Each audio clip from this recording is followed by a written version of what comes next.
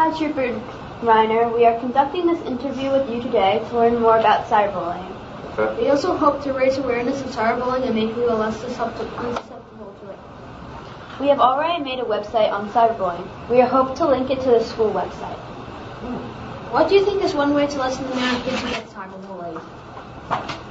Well, one way to lessen cyberbullying is making kids aware that it first exists, and so kids know when they actually do get cyberbullied that they recognize what it is through different means like text messages or emails.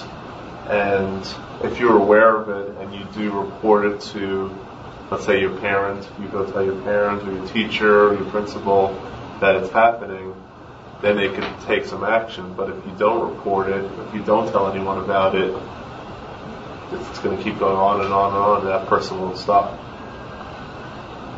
Make sense? Mm-hmm. What is your definition of cyberbullying? Cyberbullying is the ongoing harassment of one person to another. It can actually be a group of people to one person or vice versa, where they're sending messages over the cell phone, internet, email, instant messaging,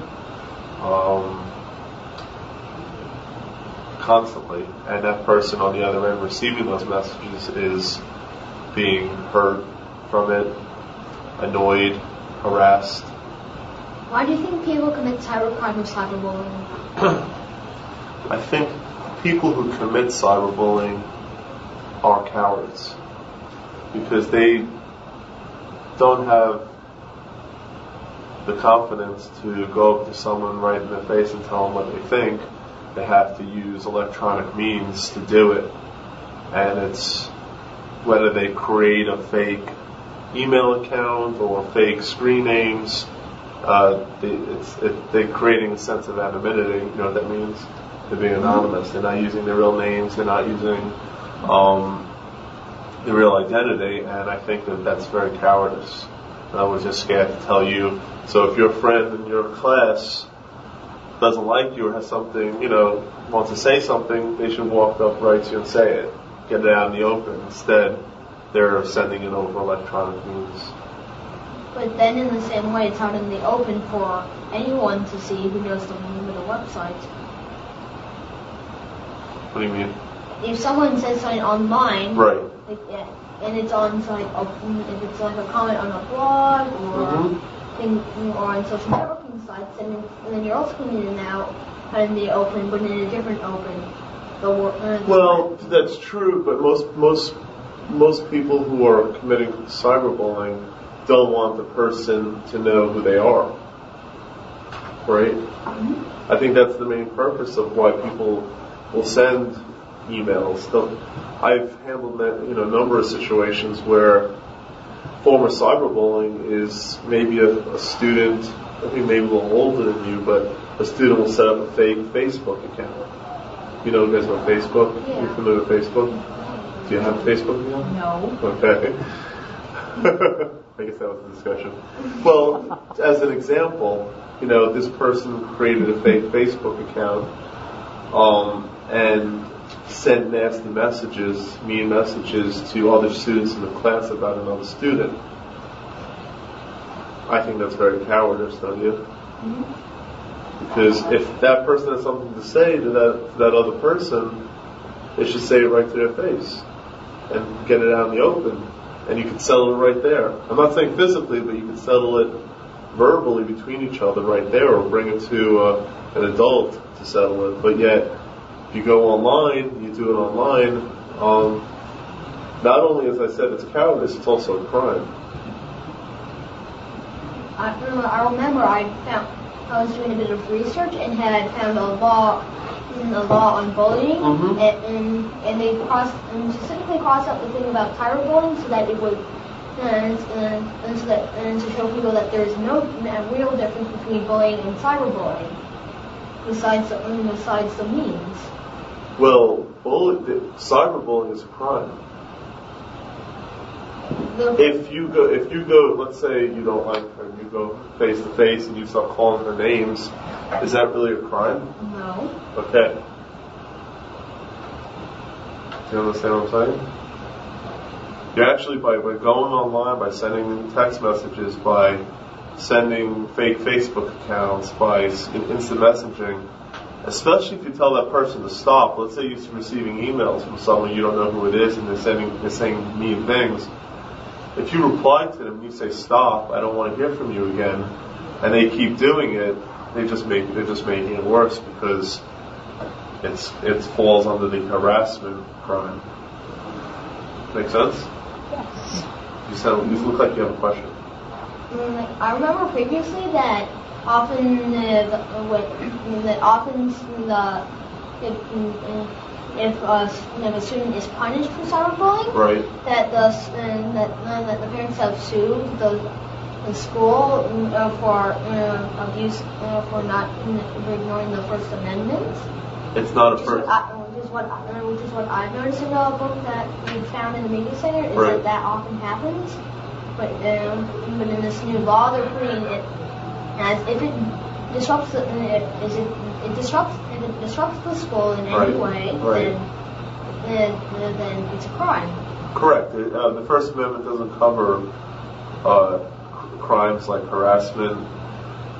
There's another crime. It's called misuse of electronic mail, and that basically covers anything that's cyberbullying. With harassment, you have to tell the other person to stop. If the person continues to do it, they're guilty of harassment, and that's not covered under the First Amendment. It's just like you going into a movie theater and you scream fire, and then the whole movie theater gets up, everyone runs out, and people get hurt. You can't claim the First Amendment. The First Amendment, yes, it's freedom of speech to say what you want about your opinions, okay, but it doesn't cover committing crimes, because you can commit crimes through communication. Slander, when you talk about someone, when you start making false statements about someone, that's slanderous. You know what I mean? Harassment, or like that. I'm not sure what crime it is, but like going into a movie theater and screaming fire, that's illegal. So that's not covered in the First Amendment. I think that would be wasting someone's money. They just need to figure out a name for that. Correct. I'm sure there is a crime for that, but the as far as the parents suing the school because the school punished a kid for cyberbullying, the parent won't win on that. The school has to take action. This has become a huge problem, especially in the last few years, where most students are now having smartphones, Blackberries or iPhones, where they could send Get out your emails. phone, Emily. Okay. Let me see your phone.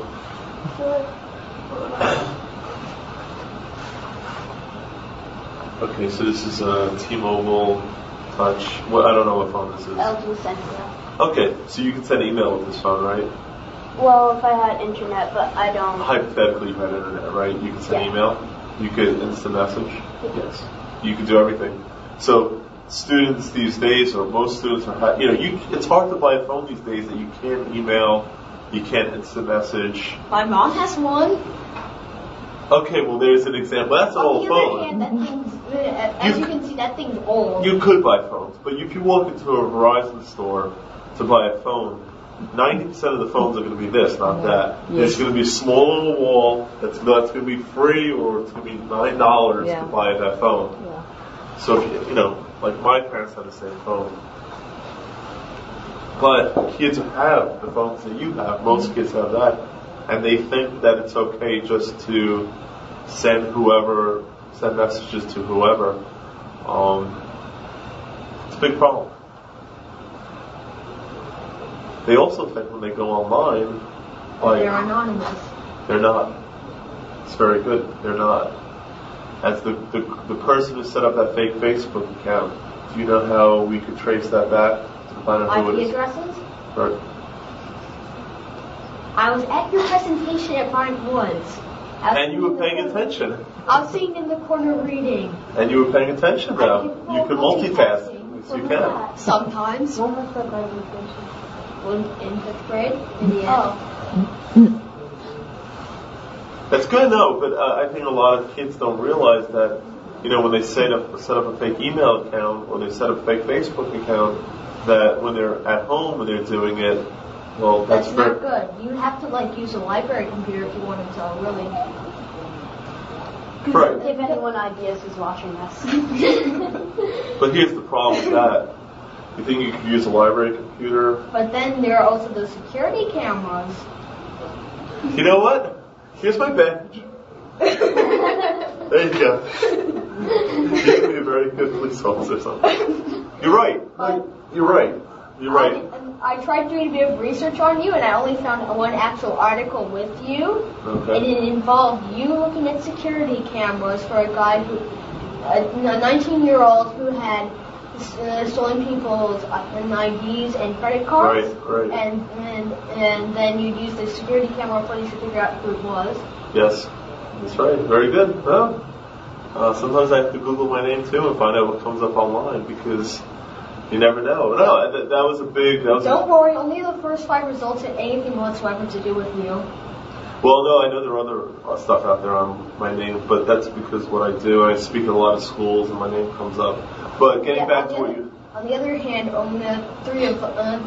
of them were Baltimore Sun crime reports. The other three were from schools saying about the presentation you just done. Right. Exactly.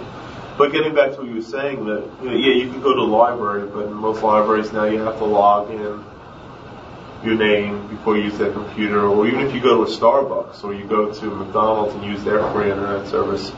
You have to log into your computer. Well, yes, but they also have surveillance cameras. So if I know the time that email message was sent or that instant messenger was sent, I go to Starbucks and I say, look, let me pull the surveillance video for that time, and I see you sitting there typing messages to him. We got you. Pretty simple, right? Yeah.